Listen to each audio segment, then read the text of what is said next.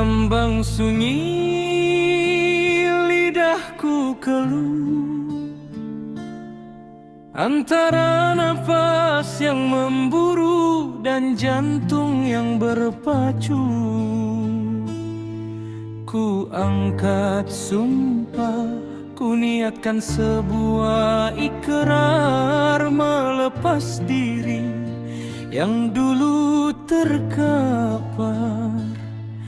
Asyhadu an la ilaha illallah. Saat itu aku hanyalah debu yang pasrah.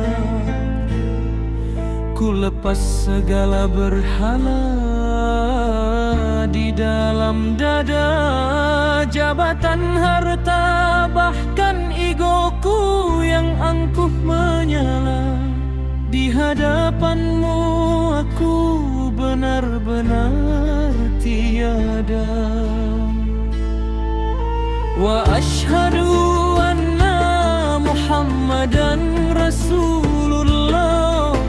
Aku saksi atas cinta yang membawa cahaya. Aku hanyalah hamba pengikut jejak yang mulia, bukan aku yang mengatur semesta.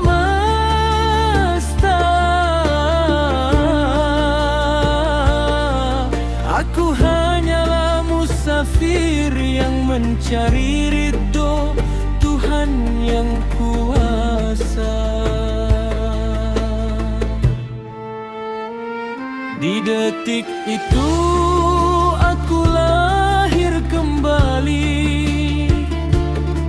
bukan lagi sebagai budak dunia yang fana ini.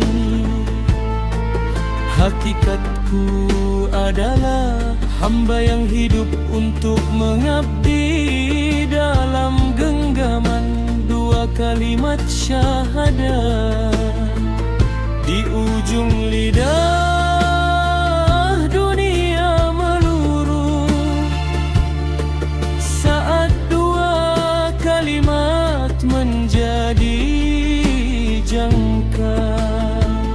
Aku bersaksi, ucapku lirih, meruntuhkan aku yang selama ini pongah dan pedih. Siapakah aku saat kalimat itu terucap?